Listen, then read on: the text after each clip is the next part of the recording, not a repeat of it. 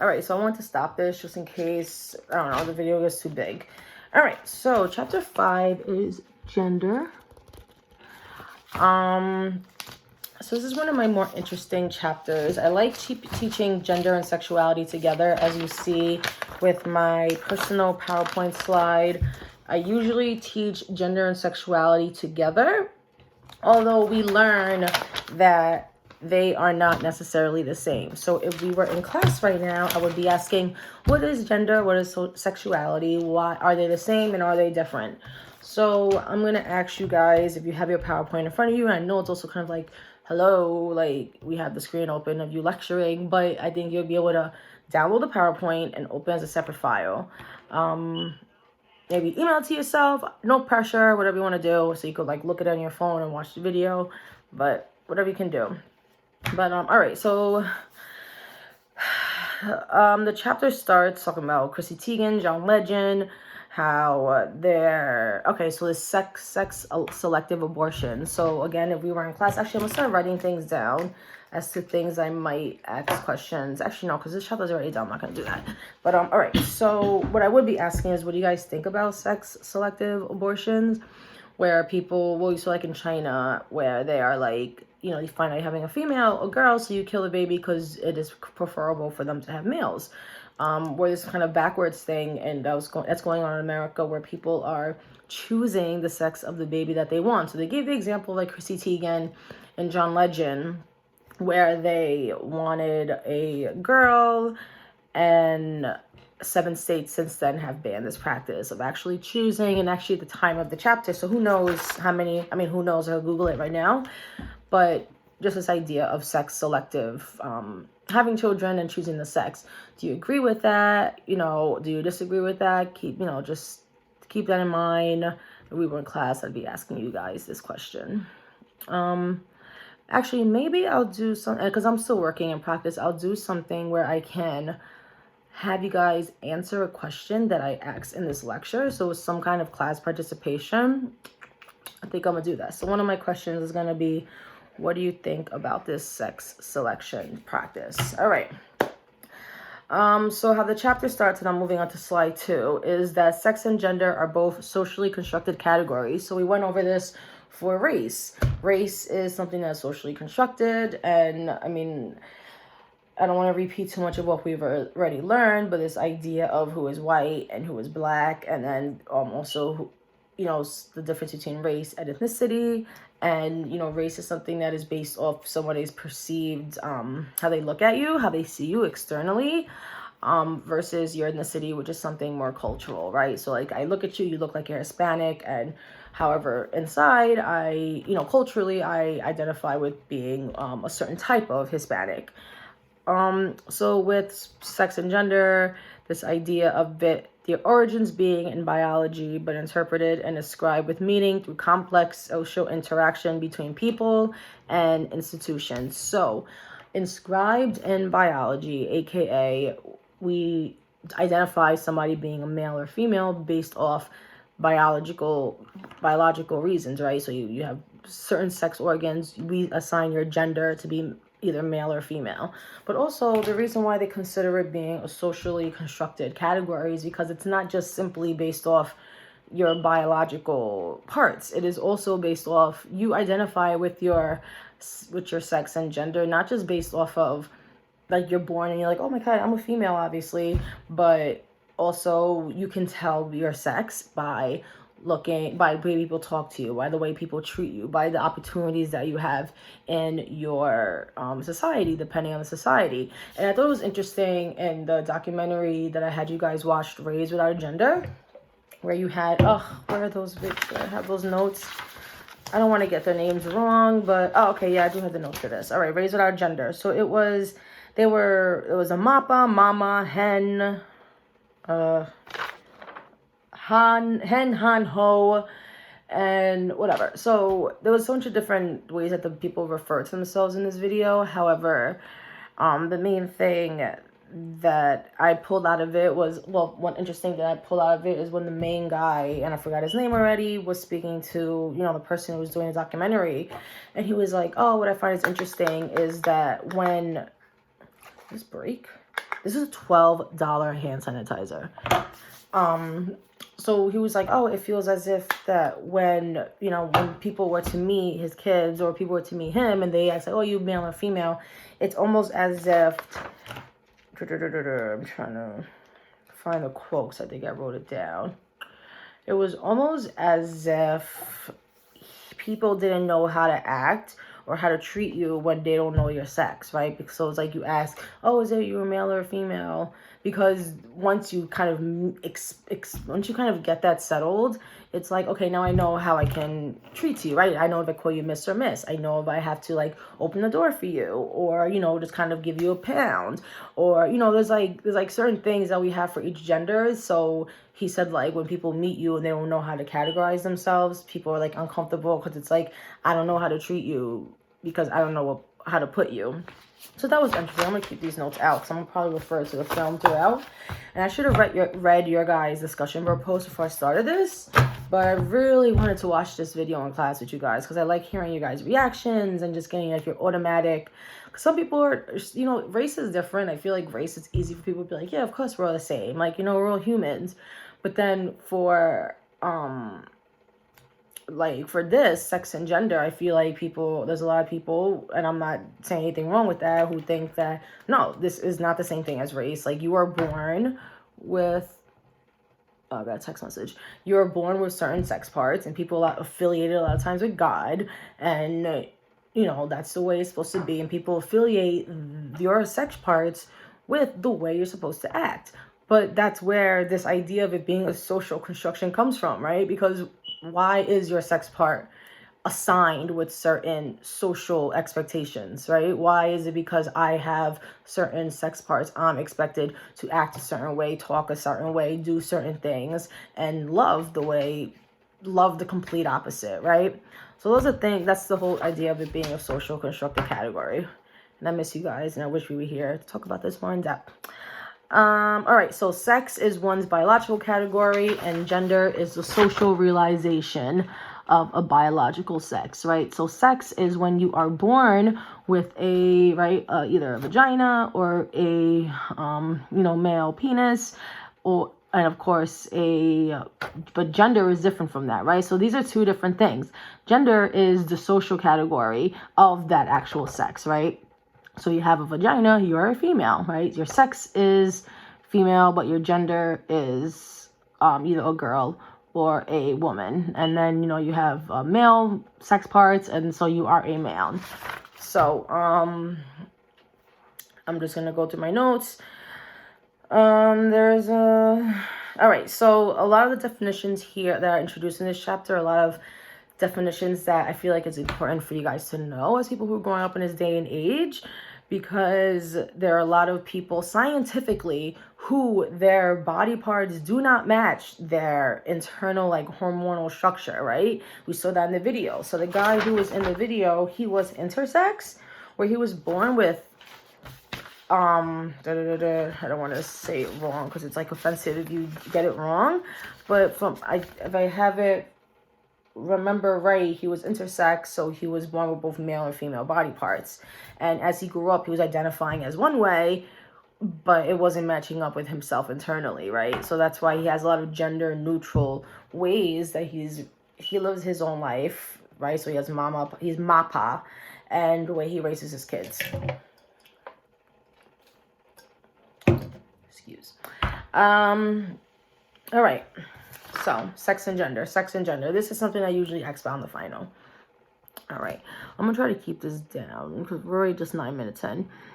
All right. So, sex, we have sexual identity, gender identity, and gender expression. The difference between gender identity and gender expression is how you identify with your gender, right? So, gender is the social realization of biological sex, right? So, you have the sex, which is biological, right? So, I have a vagina, and I don't know, I keep doing that. I have a vagina and I realize that I am a female, right?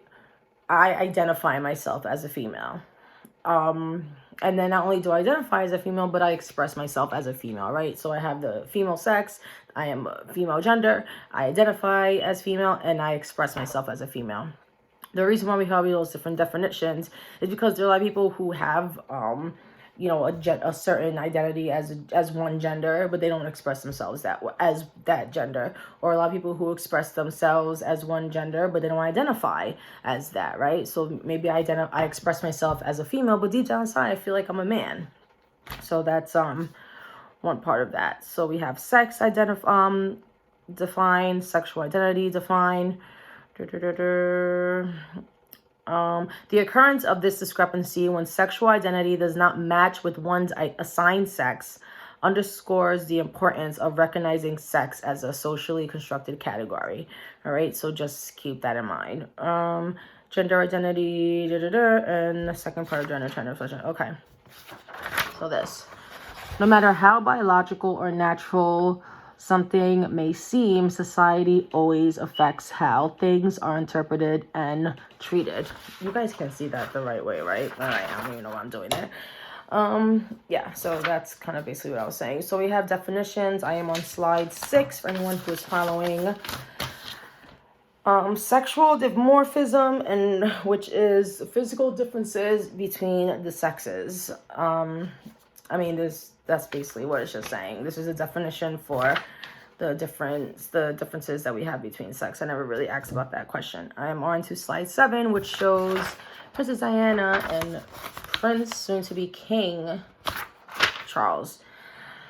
So I would ask you guys if we were in class, do you guys remember what this example was for? And this is actually one of my favorite parts of the chapter. I kind of want to pull up. So social behavior enhances rather than minimizes the differences between man and female. So what he says is that the differences between man and females is actually social and cultural, and it's not something that is bathed in science and biology. So although I know some men like to say, well, obviously there's a difference between male and females because women are less able to, you know, if there was a fire, I would not want a woman coming in to carry me out. A woman's not able to carry me out. A woman's not able to, you know, hit a home run as much as, I forget the guys, like I'm old school, but like Mark McGwire and Barry Bonds. You know, a woman can't physically compete with a man. But what Cohen says in this chapter, and starting in page 162, which I like, is that the focus on these that in society and culture, we focus on physical differences, which is just naturally has given us this idea that men are superior, and not focusing on other reasons as to why women might be better, or might be the actual superior sex. So the example that he gives is number 1.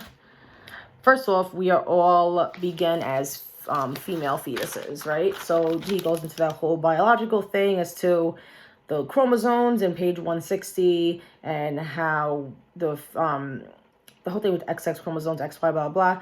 And so fetus continues and developing as it started, as a female. So all fetuses begin as females. So everybody, all males out there, you were once a female. Rejoice. And then there was the changes that happen, whatever, again, it's explained. Okay, here you go. So male and female fetuses begin identical even after they developed. And then blah, blah, blah. And then the male starts forming and becomes a male. He also brings up how this idea of the male is how women come from male is set in these religious reasons of Adam and Eve, right? So Adam was made first by God, and then he took his rib and created Eve. So that's just another, you know, kind of thing that this idea of men being superior and coming first comes from. So the idea of male athletic superiority. And it shows how there was, you know, in the sorry, I'm just kind of new because I usually don't have the book, but the fastest male marathon runner finished a race against a woman with like 80-minute difference, but then as time has went on, the gap has been down to less than 12 minutes. So it says, maybe the fastest man in the world will always be faster than the fastest woman. But this example shows that social interventions such as intensive training and the encouragement of female athletes can radically reduce such disparities, right? So maybe 80 years ago, it seemed like, well, of course the man's running faster than the woman. But think about the support that women had, not just mentally, emotionally, but also just physically. Women had like training centers and roles that they had at home, right? Like these are things that have changed and have made it maybe easier now for today's woman to run only 10 minutes slower than the average man. So that's interesting. And then the reason why this example comes up is the height thing. So Princess Diana was actually not that much shorter than Prince Charles, and she was actually, I think, a little bit taller than him, and they say he's to stand like a stoop to make himself look taller. And they bring up the example of Michelle Obama being taller, and they say that they give some stats about the height of the average woman. So for some reason we have this idea that women are supposed to be shorter than men, and that's kind of reflective in this idea of us being below them, right? Because if someone's taller than you, you're looking up at them. So it's just this kind of visual representation of us being lower. So, you know, that's just another kind of example of the societal expectation reflecting into something that's biological when it's really not. It doesn't really mean anything, and it's not necessarily true that all men are taller than women, as we know. And then it says social behavior serves to enhance the differences rather than minimize them. Let's see, what else? Okay, so the restroom symbols they get into. So they show like women with the bathroom symbols, right? They have like the broader shoulders. So you could just, and women's wearing a dress. So just small things like this that you probably never really thought about before until, you know, you read a book like this that kind of points these things out. Hello? Oh, there heard somebody. All right, so, and also this idea of, and this is my favorite part when he's saying of whether or not women are the weaker sex. Are women really the weaker sex? And again, we're choosing, culturally, we've chosen to measure strength in physical ways, right? However, it says, in some measures, in fact, men are weaker. Women live longer on average. Men are more likely to die at every age. I actually just read a thing yesterday about how mostly people who are dying of this corona thing are men. Although men in their late teens are more likely to die, so men are more likely to die. Male fetuses are more vulnerable than females. Men just seem to have a natural vulnerability. And so that's just a kind of thing. So we, you know, so instead of focusing on this kind of other point of, I guess you can argue strength, right? Health strength, resilience of people argue that women have, we choose to focus on the physical thing, which in turn gives us this idea that men are the stronger sex. And this is what is discussed by Cohen in this chapter. Between up to page 165 for anybody who wants to go back and read it. Well, and reread it, because I know you guys have all read these chapters. So close. All right, so how different are we? So this is the slide that I am up to. So here we go. We have a man with long hair, clearly. We have a woman in a country with her breast out, and a woman doing all the hard labor, specifically in an African nation. I forget where they discussed. But this is also kind of just to extend the discussion of whether or not, you know, how the roles of men and women and what's expected of them change throughout cultures, right? So we have the Native American man here appears to be with long hair, the woman with her breast out because it's not sexualized in the culture that she lives in, and then the woman doing the hard labor. So again, I've heard men in the past say, well, we can't expect women to do, you know, the hard labor that men do. However, you can't expect that because you live in America, maybe. But these women, they're expected to do it, and they do it, right? So think about that. So we have the bathroom. All right, so these are all the definitions, and I've moved ahead. I'm on chapter 10 for anybody who is following along. Chapter 10, slide 10. with all the definitions. So these are the definitions that in today's day and age, you better know these definitions because you are going to need to. I mean, I have to take trainings at my job in order to learn these definitions, because it's just such a part of society now, which I'm happy about. So I think we need to be more understanding of these issues that are important to a lot of people. That'll be my kind of next question. Do you think, and I'm going to write down the time to help people out, but do you think it's important to learn all these definitions, or is it just dramatic or unnecessary? So here we go. We have intersex, transgender, transsexual, gender dysphoria, sorry, and androgynous. So these are different definitions that are explained in the textbook, and I'm going to kind of bang them out real quick. They're there for you. If you have any questions, email me and ask them down below I feel like I'm a YouTuber, ask them below down in the comments. All right. So sex and gender, intersex definition. So intersex, this is what the guy had in the documentary. Chromosomal composition is unclear or does not correspond with the sexual anatomy at birth. 18 of 100,000 deaths. So think about, first of all, how many people are in the United States and just the world. Out of 100,000 births, people are born like this. 18. That's a lot of people.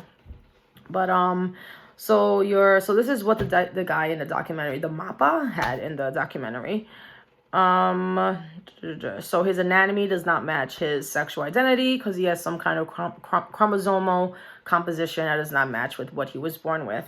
All right. And also remember the science behind this. We all start the same, and then males form male organs after androgens flood the uterus. So there are a million things that go wrong with people when they're giving birth. So think about that happening, right? Just something happening that just messes up that internal situation. All right, transgender. I know a lot of people probably see this thing. We all know what transgender is. Like, hello, we were all around during Caitlyn Jenner and blah, blah. But it's a specific definition that a lot of people don't realize. It's different from other things. So, transgender. Individuals whose gender identity does not match their assigned sex. So remember, I gave a definition with gender of identity and expression. So identity is that internal identification. We went the same thing with social class, right? Your class, my back's on hurt. Let's stand soon. Your class identity is, right? So I'm middle class, I'm high class. There are certain things we just identify with differently when you're of a certain class. The same thing with the gender identity. So your sexual organ might be one thing, but you identify as something else. So that's basically what transgender is. A smaller, and it explains how a smaller group will eventually go and have a surgery to match their assigned sex. So this, of course, if I was in class right now, and I will write this down at the 22-minute mark, what do you think I have here, to ask the class about the public restroom debate, military debate, and whether or not you think that we should, number one, let the transgenders in the military, and should we have bathrooms? Now, since I'm here with you guys, you probably already know what my answer is going to be, but of course we should let transgender people in the military. I just think that's ridiculous that we have people who are willing to fight for this country and they don't want to, we're not going to accept them to come do that. But also, and then the bathrooms, and now I feel like it's so different when we're in class because I feel like I'm talking to you guys, and then I don't really like saying how I feel about such controversial things on video and posting it on the internet, but it's my opinion, and I'm teaching you guys. But I just personally feel like I have one bathroom upstairs. When my boyfriend has his friends over, I don't care if they use the bathroom that I use. I genuinely do not understand why people think that sharing a bathroom with someone is, I guess under the more thing is bathrooms with like 1 million stalls, and then you don't want, which I get that, but then I also still don't get it because I don't have a problem with it. But at least if you're gonna have a place that, like, I've seen single-use bathrooms be a product of controversy, and it's like, how many bathrooms do you have in your house anyway? You know what I mean? Like, I understand the multiple stalls, people being fearful of a man dressed up as a woman walking in. And that poor woman in Puerto Rico who got killed, horrible. And if I was in class, actually, let me find that article to upload for you guys. Okay, I get that. But there are like, there's been controversy in like single stall bathrooms of it being like gender neutral. Be like, it's a single stall bathroom. How many bathrooms do you have? All right, we're not in class.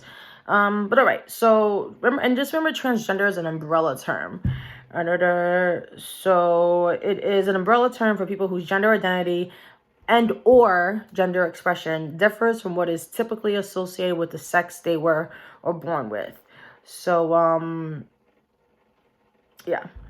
So it's just like a term that can have a lot of different categories underneath them, and two categories that are in the descripts in the book here is transsexual and gender dysphoria. Sorry if I hesitated there. So unlike transgender, transsexual is not an umbrella term. Many transgender people do not identify as transsexual and prefer the word as transgender. It is best to ask which term a person needs. So transgender, right? So transgender, it is you not having the same gender identity as what is your body part, right? Transgender. Transsexual is you not having the same sexual identity as what your body part is, right? So it might seem different, but we'll go into more with the next chapter, which is sexuality, about the specific differences of transgender, of gender versus sexuality. And then gender dysphoria is a psychiatric disorder that occurs when transgender identity causes distress in a person's life. Transgender identity used to be considered a psychiatric disorder, and experts now consider it problematic only when it causes distress in a person's life, which is known as gender dysphoria. So this also relates to the Puerto Rico article that I'll put up as an example of gender dysphoria. I mean, that poor woman had obviously had such a habit, horrible. I made me really sad to think that her whole life was just fear and pain. But so I want to hear your opinions on that. So gender dysphoria. So I'm skipping past. So let me see. This is slide 12. On slide 12 and slide 13, we have the definition. Now we're on slide 14, androgynous. Neither exclusively masculine nor exclusively feminine. So androgynous parenting. So this is an example of how the parents were parenting in the video that we watched. Androgynous parenting. So the examples that they put up in the chapter is concerned parent is this woman who was this parent who was concerned because the daughter was playing with cowboys and the son was playing with the doll, and they said it was fine for the girl to play with the cowboys, but the son playing with the doll might be a problem, which is interesting because it's basically insinuating that it's a girl, she could play with dolls, the cowboy's a doll, but then it's like the fact that the boy was playing with a doll was like might be a problem. So basically you're kind of inferring that the problem is that he might be gay. So the androgynous parenting is you having gender neutral styles, activities, interactions, flexibility where you let your children make their own decisions, be more open to others, and not having polarizing or strict gender identification. So example, having your girls focus on being pretty, having boys focus on cars. So that kind of relates to, I'll get to your discussion board post, which is due tomorrow, Thursday. So when I post this, it will I'm going to post this tonight, because if you watch this far and get the answers to the questions, then you deserve it. Discussion board 7, define gender socialization and give 2 examples of how Cohen argues gender identity is influenced. Wait. Oh, no, this is, no, this isn't the chapter that's due. This is define gender socialization. This is not the... Yeah, so it's not the... I'm reading the wrong discussion before, so ignore me. But discussion board post is I have what steps were taken and raised without a gender. Basically, how do the parents and raised without a gender have... make sure that kids weren't being socialized by their gender. So what do, right? They called them Mappa and Papa. They had gender neutral names. They didn't want to find out what sex they were assigned at birth. They avoided the B and the G word. They, Sweden itself changes the pronouns in books. They have if you remember the coloring books, it was like Sleeping Beauty telling the guy no, and you know, you have like lesbian parents and gay parents. Now, is that something you guys agree with? What do you agree with in the video? What don't you agree with that was in that documentary? I'm curious. I know these are things I want to talk about in class. Maybe it'll be a little bit easier for you guys to open up since you're not typing. I think it's great. I don't know if someone like my boyfriend would be comfortable with that, you know, but it takes, like I said before, it takes a lot for people to get comfortable with. I personally think it's great for kids to not be in specific gender roles, right? So like boys playing with dolls and boys and girls playing together, not separating everybody by their gender. But yeah. So of course in the video we had some critiques, which he said it was damaging. David Eberhard said it was damaging. We were brainwashing them, which I think is so interesting because nobody sees that the getting rid of these gender norms is considered brainwashing. We consider the opposite of it brainwashing, right? So it's like when you raise your kids and be like, you can do whatever you want, have your long hair. There's no need for you to, they're like, well, you're brainwashing your kid. But we don't think that is brainwashing when we're like, have a boy and be like, no, you have to cut your hair. Boys don't have long hair, right? No, you're a girl. You don't act like that, right? So I just think that's interesting how it's seen as brainwashing and people don't really see the other way as brainwashing. But, and they said that in Sweden, boys are failing more and boys are having higher suicide rates. So I'm curious if you guys think that is related to there's the Swedish school system of how they treat their kids. I'm curious. I'm gonna ask you guys that too. All right, let's move forward. So that's the androgynous parenting, the gender neutral parenting. So I'm going to put up a video for you guys to watch on the perspectives on gender of the pregnant man. I'll also leave it open so you guys can leave a comment on what you think about that for the pregnant man. He was born female with a male identity, transsexual, right? Born female with a male identity, transsexual because he's with a woman, took male hormones and surgery, married a woman who couldn't get pregnant, and so Thomas got pregnant, stopped taking the hormones, and he gave birth. What do you think about that? Some people think that it's, you know, not only playing God, but also being, like, selfish. Like, all right, we get it, you're transgender, we're not going to judge you, but then, like, pick one, right? If you want to be a man, do things that a man can do. Do things that a man can do. You can't have kids. Or do you think, who makes the rules of what you can and cannot do? If his body is physically able to carry a kid, why can't he carry a kid? I'm curious on what side of the spectrum you guys are on that. All right, so this is what I want to, 30 minutes in. This is what I want to, I think I'm going to stop the video here. We're at 32 minutes.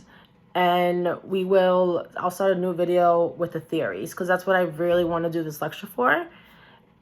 And because I'm scared I'm going to do like an hour video, I'm not going to be able to upload it. So I'm going to stop it here, and then we're going to go into perspectives on gender via theories. Okay, bye. We'll see you right now.